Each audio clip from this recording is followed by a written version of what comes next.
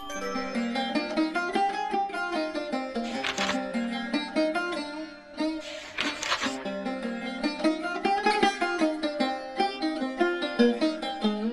would like to raise a warm welcome to all our IMA members, and in particular to all of our board members and our president present here today. And also, of course, especially warm welcome to our today's distinguished guest, His Excellency Khaled Galal Abdelhamid, Ambassador for the Arab Republic of Egypt to the Federal Republic of Germany. Dear IMA guests, Your Excellency, the geostrategic importance of Egypt in our world has become very clear again in the last few days, with the accident of the large container ship Ever Given, which got stuck sideways in the Suez Canal and blocked navigation for 6 days. This was an astonishing example of the vulnerability of global supply chains, and the number behind this incident reveals the significance of the Suez Canal for Egypt and for also the global economy. Some 50 ships pass through the canal every day, earning Egypt between $12 to $14 million per day. Estimates say that roughly 12% of world trade passes through the canal. And on average, goods and commodities worth $8 billion are transported through the canal each day, from furniture to electronics to car parts and chemicals, etc. But of course, Egypt is much more than the Suez Canal. When we think about Egypt, we likely think about the pyramids, about the River Nile or beaches and holiday resorts by the Red Sea. The tourism sector, of course, is hit especially hard by the restrictions of the COVID-19 pandemic. And I can only tell I cannot wait to travel again anytime soon. However, when we think about doing business with Egypt, we are likely to have different objectives and ideas. And therefore, my team has prepared for our seminar today an entry poll.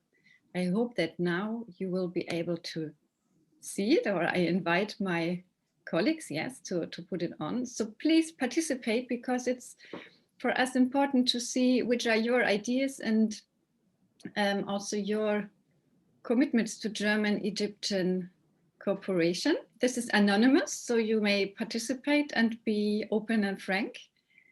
And of course, we will also show the results of the poll later on.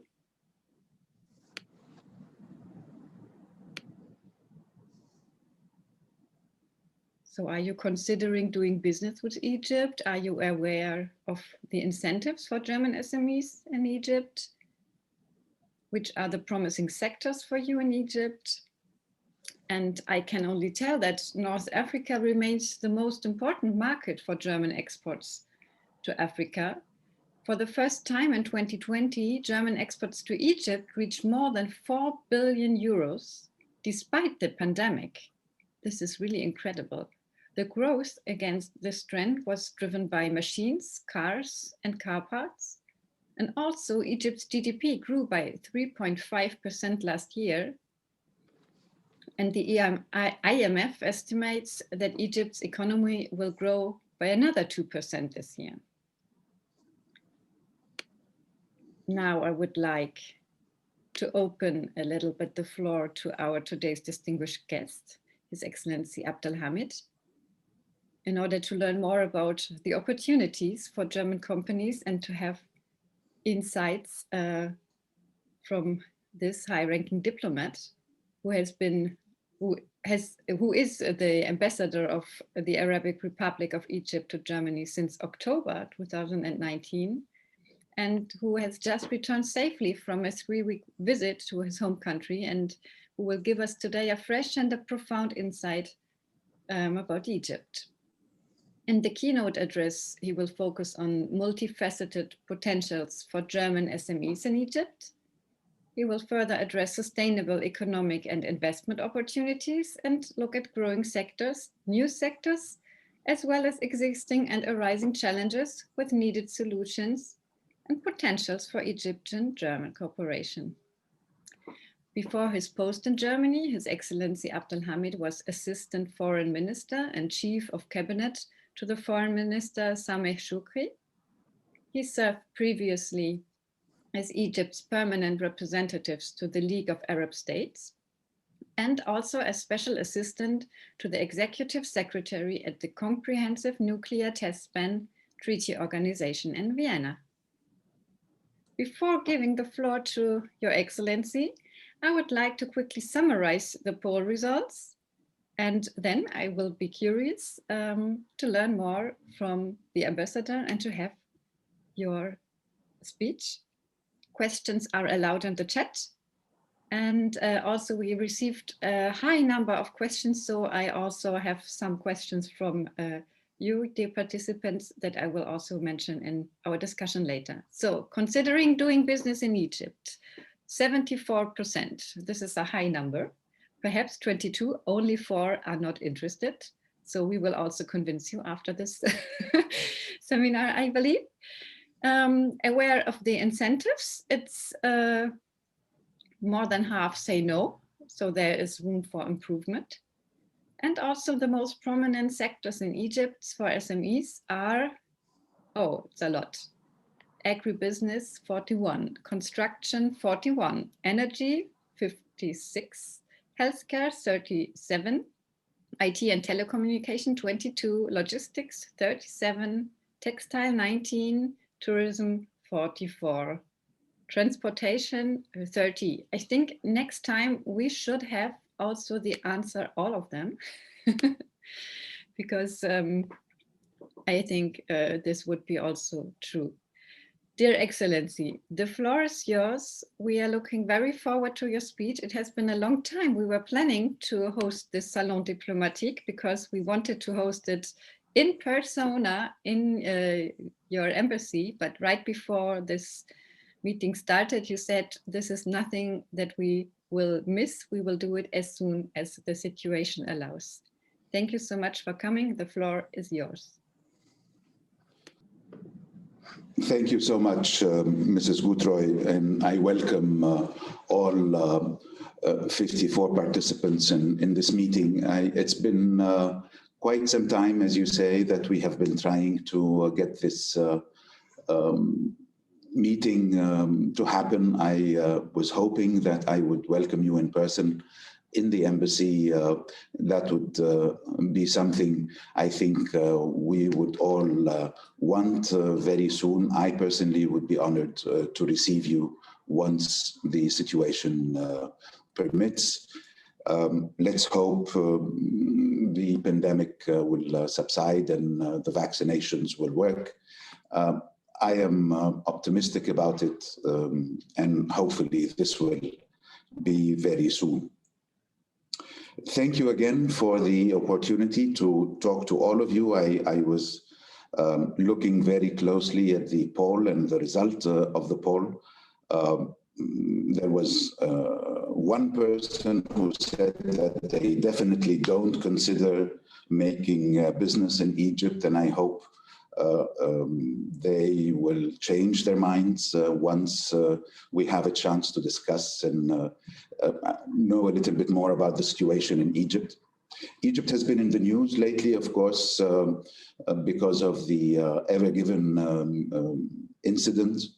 It's as Clara Gruitrooy said, it's a reminder of the position of Egypt, the importance of the Suez Canal, and how Egypt fits in the overall rubric of an international trade system that is ever evolving, and even more so after the pandemic.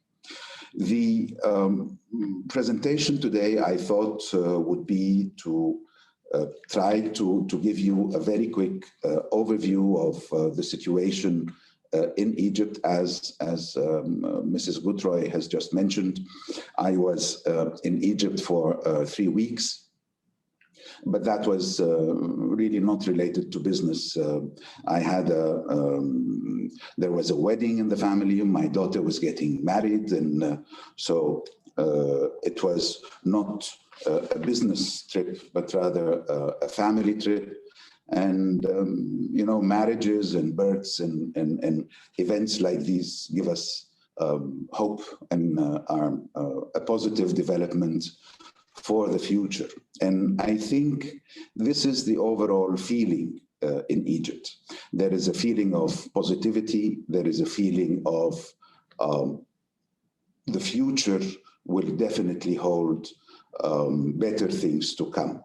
And there is this very sense that Egypt is in a state of remaking, rebirth, after 30 years of rule under the Mubarak regime, then 2 years of political upheaval that subsided with in 2013 with the current president and the current government and the current system that is in place. It's a government that is trying to make up for lost time, a government that is aware that Egypt has to implement far-reaching reforms, has to make up for lost time. And thus you see a multitude of projects, a multitude of activities that are even, that are mind-boggling even for Egyptians themselves. Some of the criticisms in Egypt by Egyptians is that the government is going too fast in its attempt to reform, in its new projects, in its attempt to leap and make up for this lost time. But let me take things from the beginning. Just very quickly and very telegraphically, let me give you a little bit of statistics. As you know, Egypt is in North Africa, so we are in the southern neighborhood of Europe. The population is about 104 million. It grows at 2.2% annually. The population is predominantly Muslim, about 90%, with 10% Christians. And I just want you to remember that 10% figure, because that makes Egypt bigger than many, more Christian than many European countries. So bear that in mind, and because that is one of the strengths of Egypt and its cultural diversity. The population is about 45% urban, and the rest live in rural areas. Egypt's GDP is about 1.2 trillion US dollars in 2017, and the per capita income is about 12,700 also at 2017. Egypt exports goods for about 24 billion US dollars and imports something like 60 billion US dollars. As Mrs. Gruitrooy has rightfully said, Germany is one of the major partners, trade partners of Egypt. The overall trade between Egypt and Germany in 2019 was about 5 billion euros. However, in 2020, because of the pandemic, that figure came down a little bit, and it's down to about 4.3 billion euros. The Egyptian exports to Germany are about 900 billion January to October 2020. And that is because of the slowdown and contraction of the German economy because of the COVID. So Egyptian exports, basically oil exports, were down about 27%. However, and this is the point worth mentioning, that German exports to Egypt, as a matter of fact, have increased by about 9% in 2020, which is a testament of the resilience of the trade and economic and investment relations between Egypt and Germany. And if I may contextualize this economic and trade relations within an overall political framework that has been developing in an outstanding manner since 2014. There are high political communications, there are high political relations between the two countries. The two countries have established a trustful, cooperative relationship that is characterized by trust and characterized by understanding. Egypt and Germany have worked not just on the bilateral fields, as can be seen all around you in terms of the tourism. There are, in 2019, there were about 1.9 million German tourists, which makes Germany the biggest European exporter of tourists to Egypt. But also in terms of the education, in terms of the legal migration, the number of Egyptians that are coming to live and work in Germany and contribute to the German economy and society. But also when you look at the hotspots in the world, Egypt and Germany are cooperating in Libya, they're cooperating on the peace process in Palestine, they are cooperating in the Sahel region, in the fight against extremist groups. And so these economic and trade relations have that political context, have this political umbrella that I think is quite essential and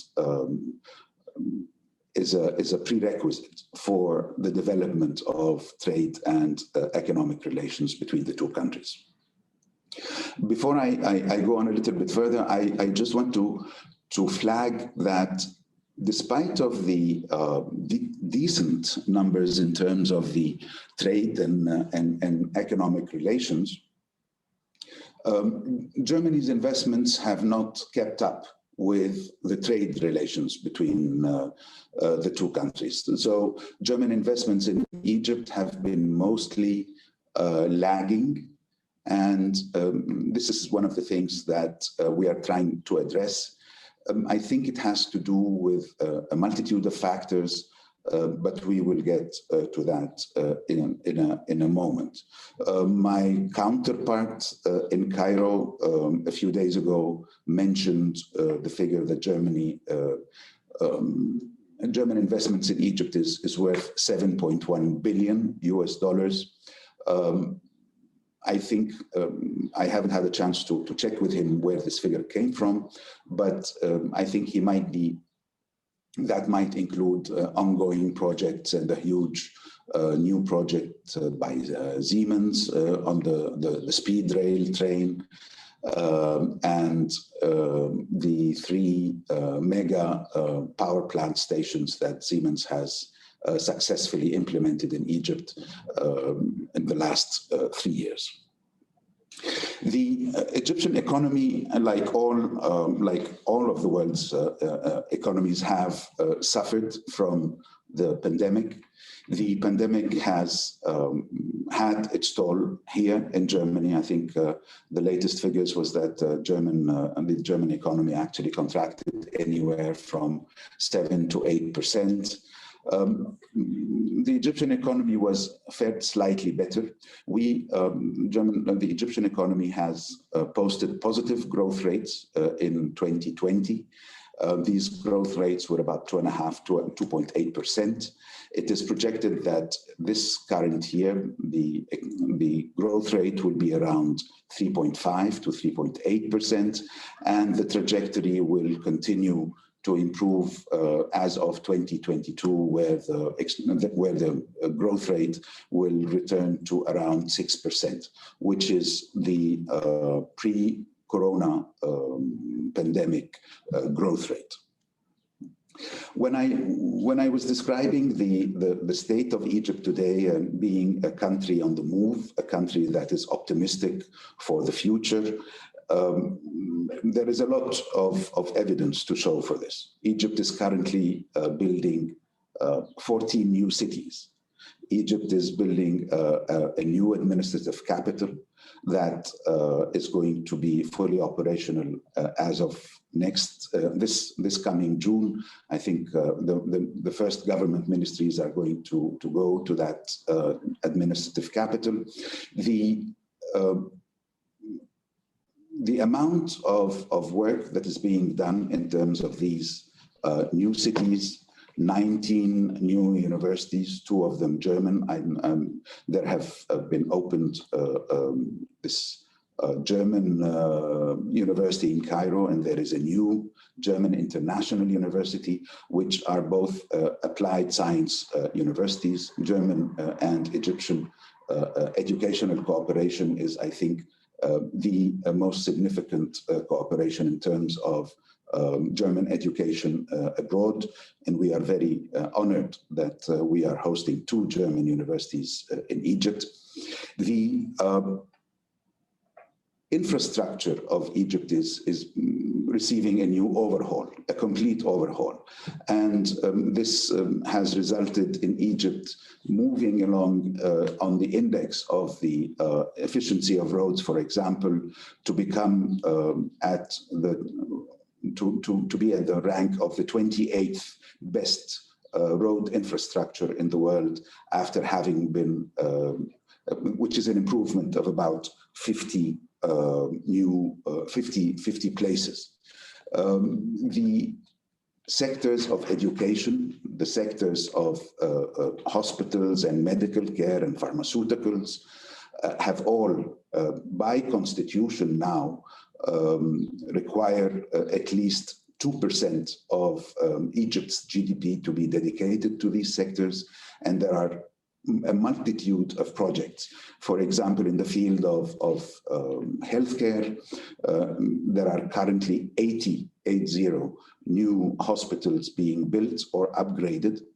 And these hospitals are to cater for a new medical insurance system, which is going to cover the 100 million population of Egypt.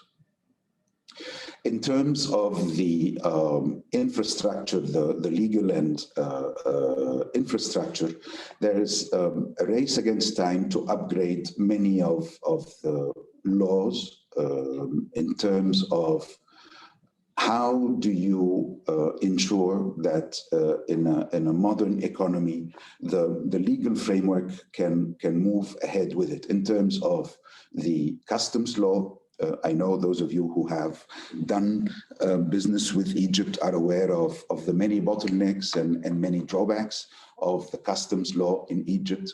And among the many problems there was that there was ample room for red tape and routine, and when that happens, there is always the problem of corruption, the corruption of the smaller low-level employees who can actually block the system working properly. So now the new investment, the new tax laws and customs laws are completely digitalized.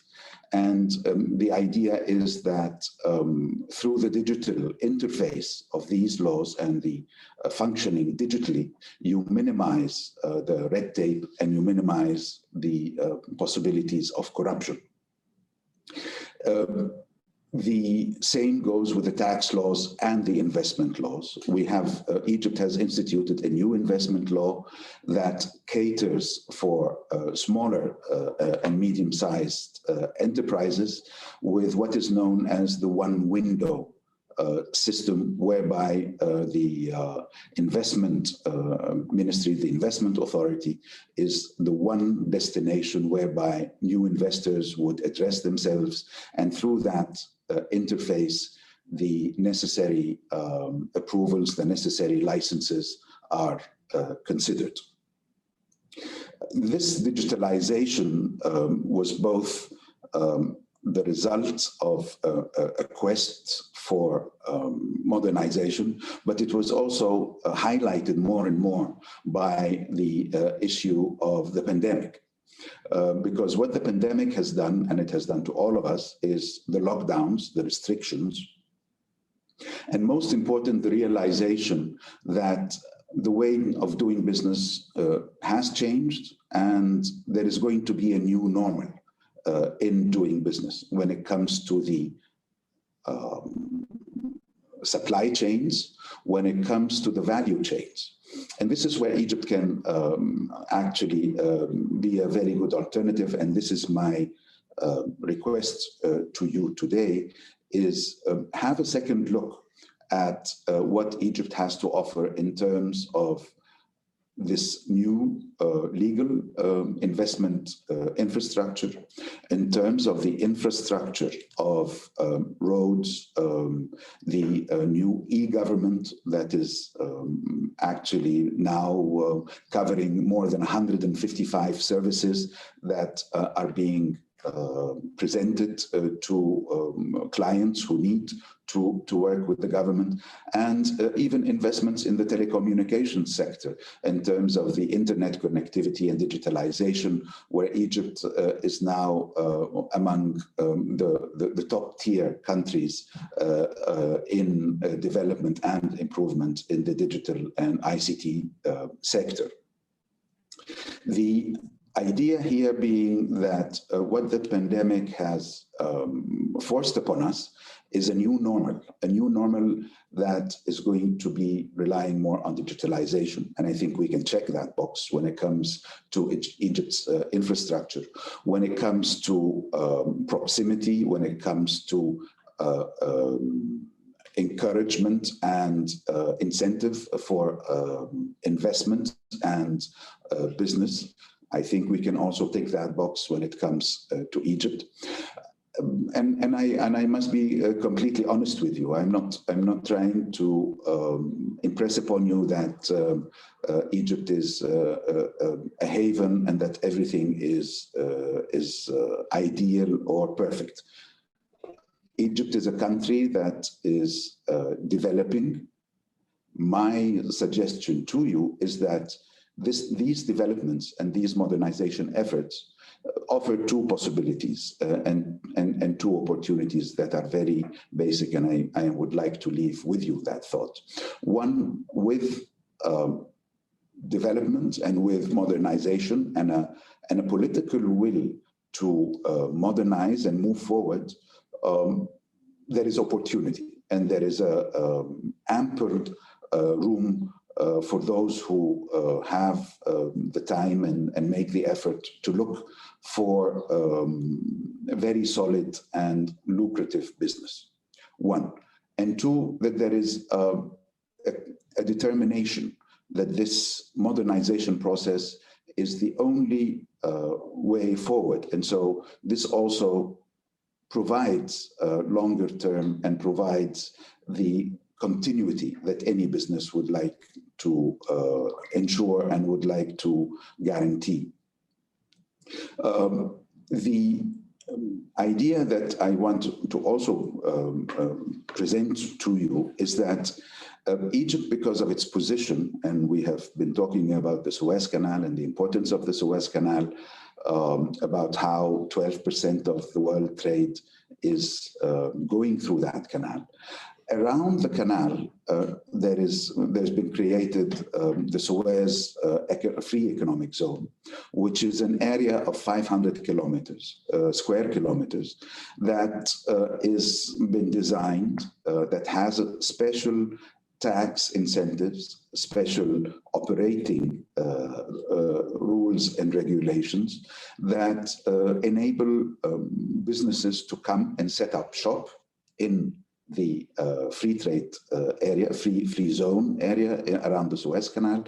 And this, the idea being that this area can provide a springboard to markets in Egypt to make use of 100 million consumers, but at the same time to make full use of the ease of the logistics, the ease of the use of 6 new ports that have been built around that zone, and at the same time make full use of the Arab Free Trade Agreement, which opens up 22 Arab markets,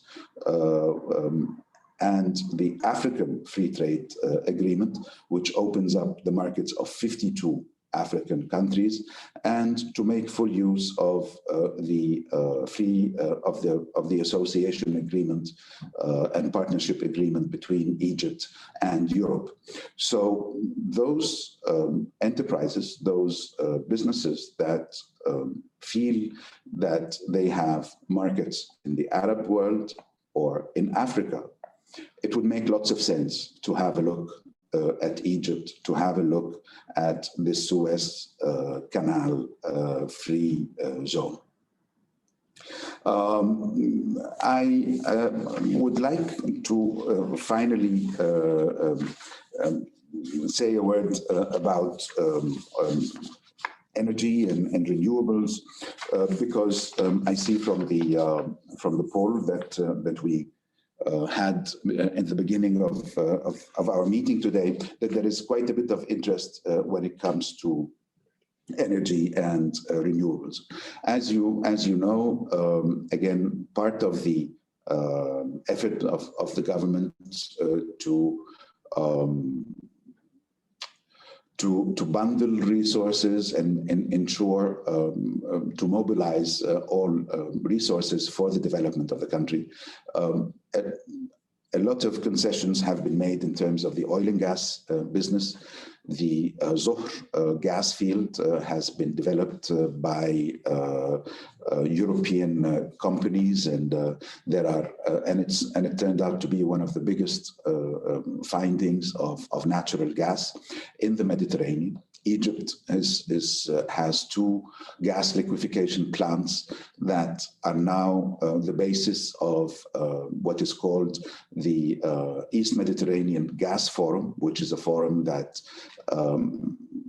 fosters a regional cooperation between Europe and the East Mediterranean to ensure the continued supply of gas from that part of the world into Europe to meet European needs. Parallel to that, and this is something I have personally been very involved with, is the new hydrogen strategy, the new European strategy, and the new Green Deal that Europe has resolved, and the effort now that we are doing and we are working with many German businesses, many German companies, in order to make use of Egypt's renewable energies in terms of the solar and wind energies to produce hydrogen and export that hydrogen to Europe for European needs. Again, this is one of the major sectors that I think would be of interest to many of the German businesses that would look at these possibilities. I realize, of course, and so as not to be too general and too theoretical, that the German Mittelstand is the backbone of the German industry and German innovation and technology. This characteristic makes and because of that they are small and medium-sized enterprises, the appetite for foreign investment, foreign reaching out is not very big. And this is where I think the impasse has always been. We have German companies cooperating with Egypt. Siemens has been in Egypt for at least 150 years, for example, with the first railroad that was built in Egypt. But Siemens is a huge conglomerate, huge corporation, and it might be the anomaly in terms of the German Mittelstand that are less prone to outward investment. The point that I would like to leave with you again, one of the issues I would like to leave with you again, is that doesn't preclude from looking and trying to find a niche. What I have seen in the last year, since I've been here to Germany, is the outstanding capacity of German companies for innovation and the outstanding capacity to find solutions. And in a country like Egypt, where you have a multitude of requests, a multitude of needs, you will always find a niche to enter. And this entry point is supported by a legal infrastructure, by political infrastructure, by every goodwill to attract German companies to work in Egypt and guarantee their success. Because the success of the Mittelstand and the success of the German businesses in Egypt will necessarily ensure the success of Egypt's own national plans for development and modernization. I will stop here. I see perhaps I've overstepped my time. I will stop here, and perhaps during the question and answer session, we can have more detail and go more into detail. Thank you very much. Thank you so much, Your Excellency. I really have to say I am impressed, not only about the speech, but also about your ability to include all of the questions that we have transferred from our audience already. I have had, because since we received so many of them, we have clustered them a little bit, and I feel that you really tackled all of these different topics. Still, there's possibility of asking new questions or re-asking questions in the chat. In the meantime, I would like to open another small fireside round about some questions that maybe the audience would not dare to pose. But in order also to have some personal insights and to get to know you a little bit better, Your Excellency, I would like to ask you some questions in order, yes, to have short and spontaneous answers from your side, and just to break a little bit the ice despite virtual and Zoom conferences. So I see you drink a glass of water, but my next question will be, what do you really prefer? Do you prefer a cup of tea and a shisha in an ahwa, or do you like better a fancy dinner at the Ritz-Carlton Hotel? No, definitely the cup of tea and the ahwa. I'm not a big fan of shisha, as I was telling you, but the idea of sitting in old Cairo with houses that are at least 1,000 years old is very, very appealing, and I invite all of you to have that experience. With great pleasure. And which German personality, dead or alive, would you like to go for a shisha with? I don't know. Would Konrad Adenauer look favorably to a shisha? Probably, yes.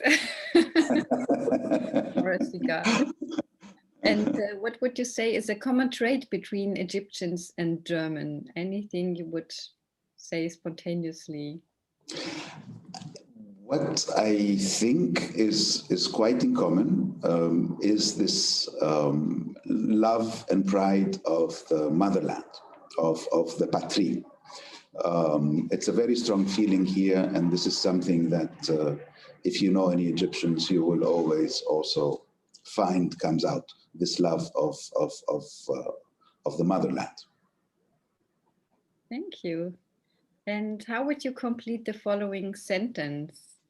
If I had not become a diplomat, I would have loved to work. Not in business, because I am not very good at business. But I would probably have followed the footsteps of my father to have become a judge.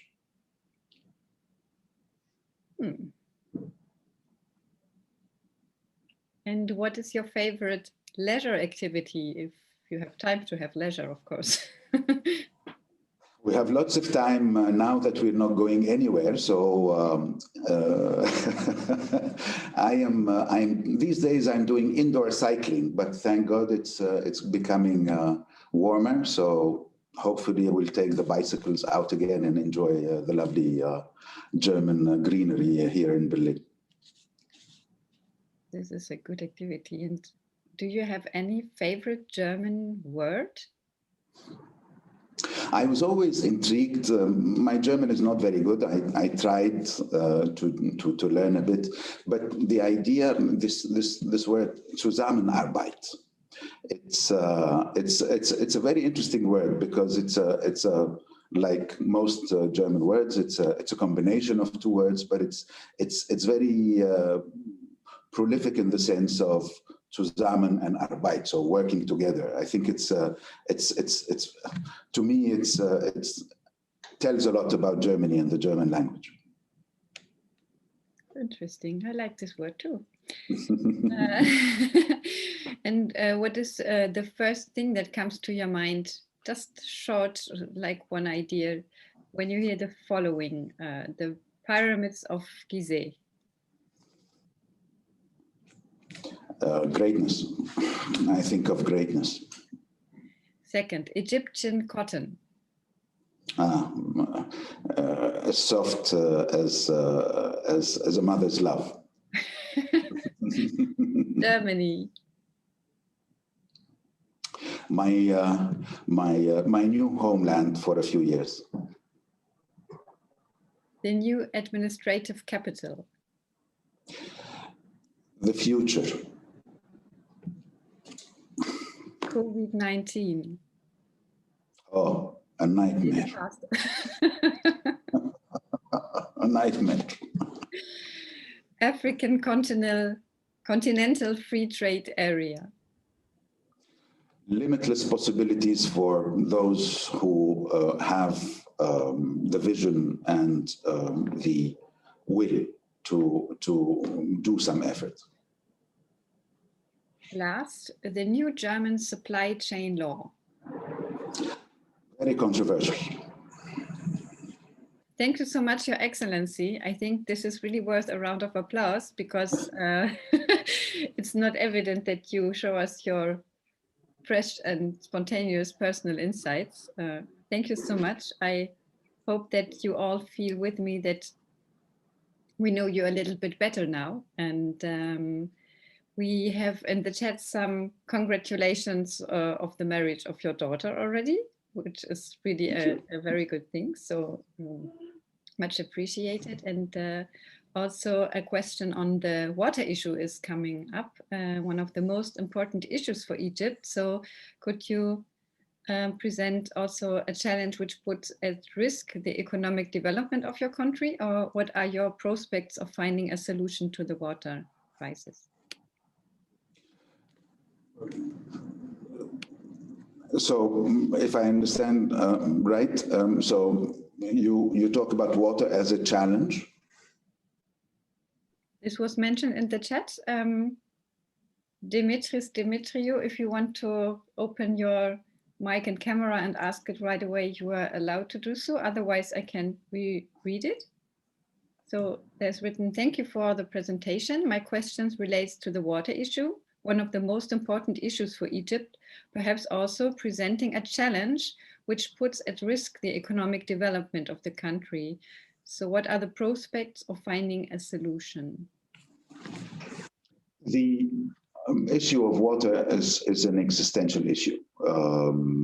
Egypt has already, for at least 10 years now, is in a state of water shortage, according to international definitions. As you know, Egypt is a desert country where it relies for the River Nile for 98% of its water and 2% of rainfall on the Mediterranean shore. So quite insignificant. So as you can imagine, the ongoing discussions for the last 10 years with Ethiopia on their plans to build the new Renaissance dam, have been quite a bit of a frustration, because what Egypt's position is that Ethiopia's right to development should in no way jeopardize Egypt's right to life and existence. And the Ethiopians have been very difficult in these negotiations. There is a combination of politics, history, national pride. There is a whole big amount of baggage that comes in the Ethiopian positions. And what we have been telling our Ethiopian brothers and sisters is that this is a technical issue and we should find a technical solution. If the Ethiopian dam is constructed, Egypt relies on 85% of its water on the water originating from Ethiopia.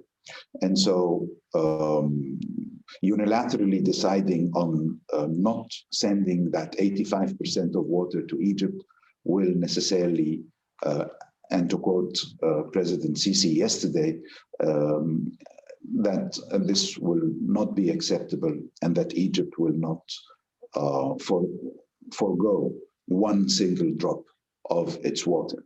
So this is an issue, a technical issue that has huge political implications, because it involves the livelihood of 100 million people.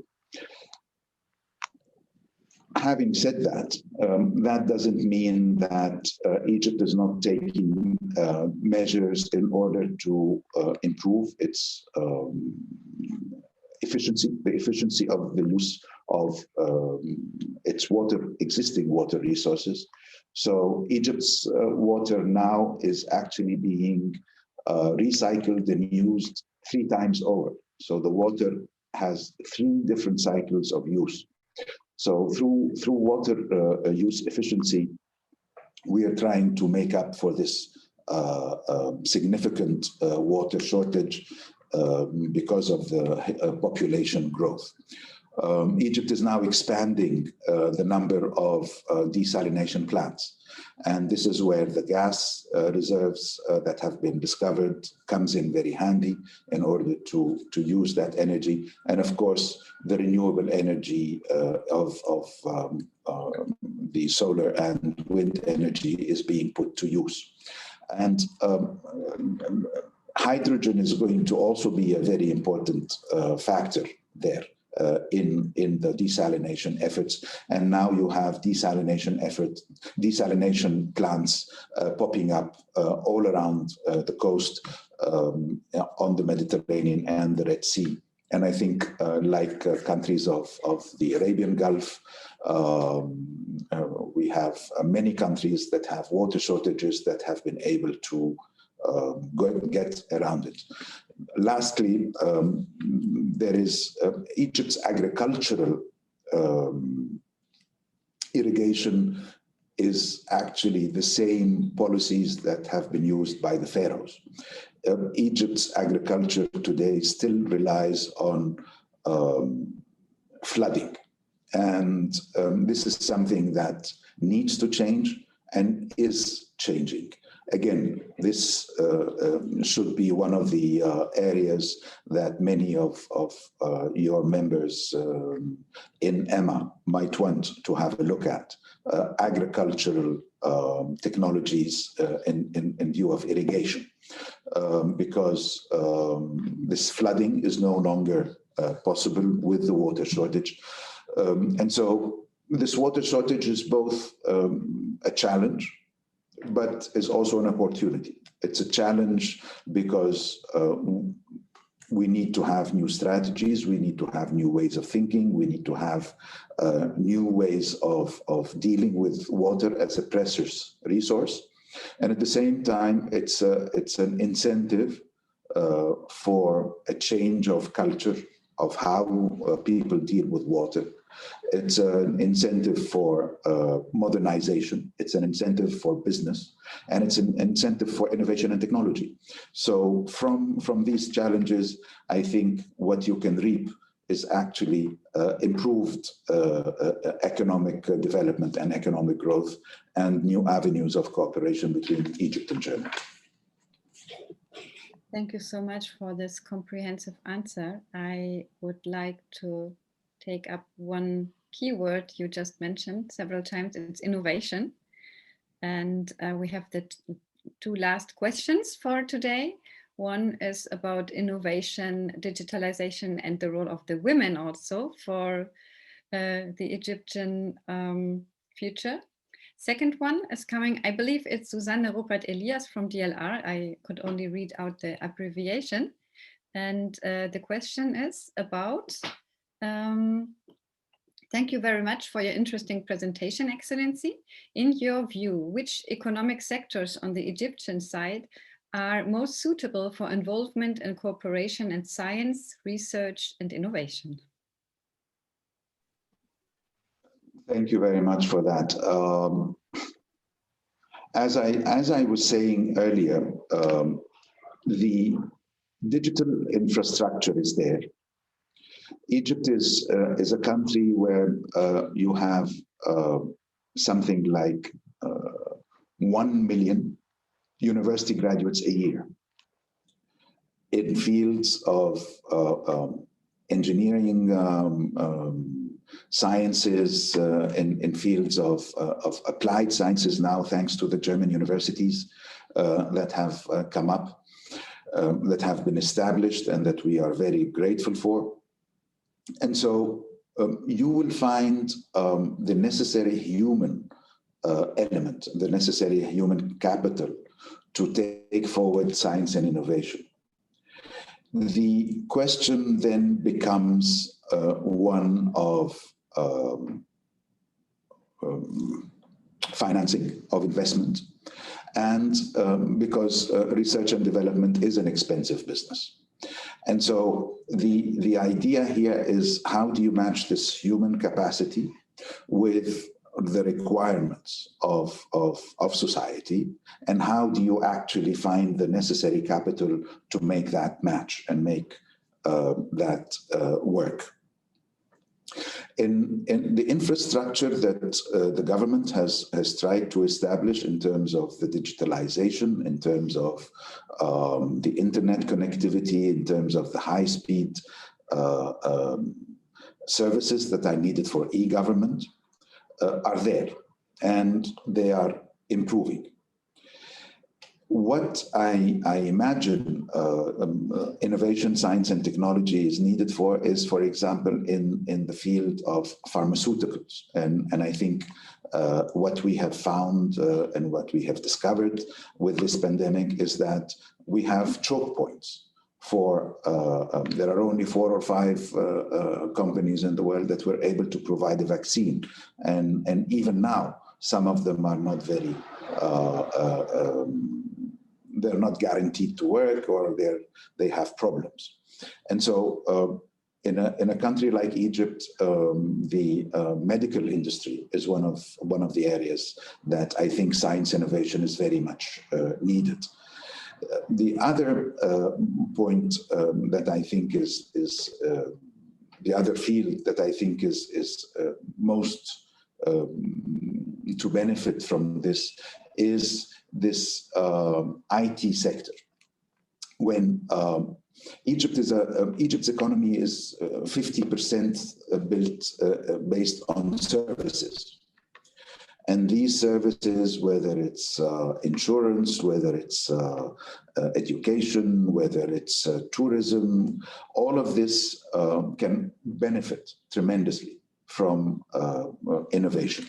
The other 25%, which is the industrial sector, is by necessity the natural area where science and innovation can work. However, a point of caution here, that not that there is a limit to the amount of capacity of absorption in every society and in every industry, and sometimes over innovation is not necessarily what is required, but rather what is required is a basic set of organizational structures that can benefit later on from digitalization and innovation, like, for example, in terms of logistics.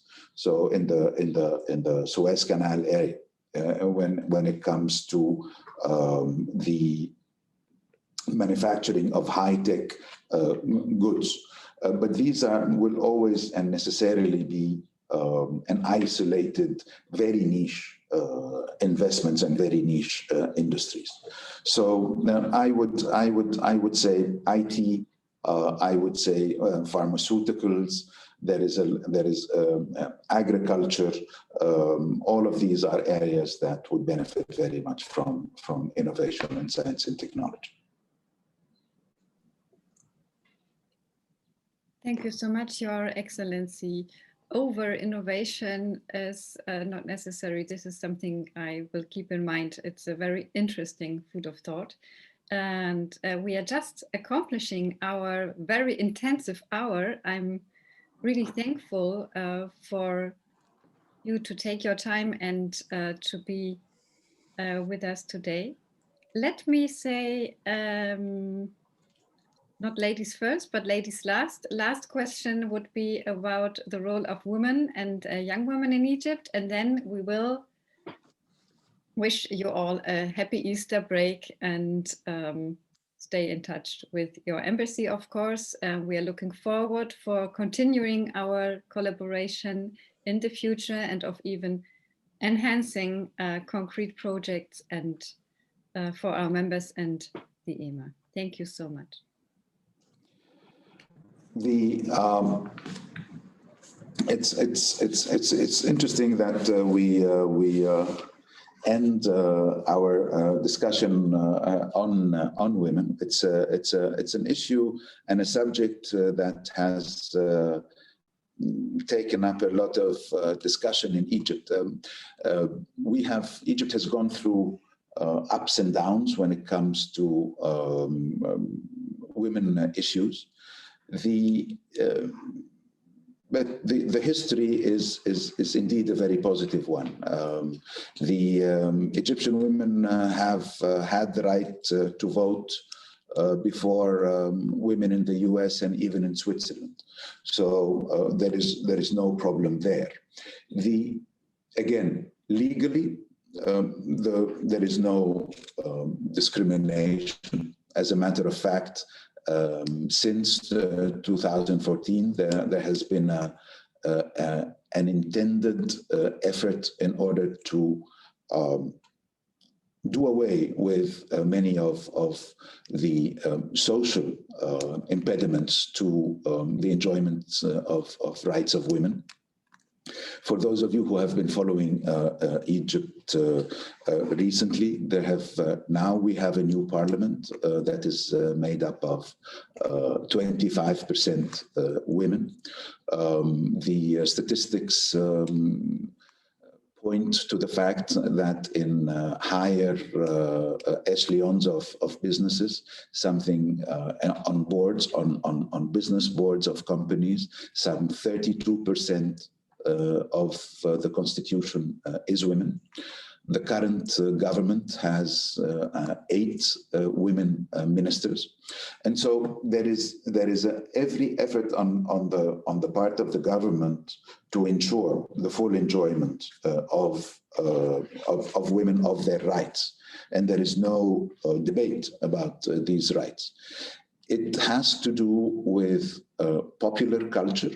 The difficulties have to do with popular culture, with a misinterpretation of religion, and this is something that the government is very conscious of and is working very diligently to try to overcome.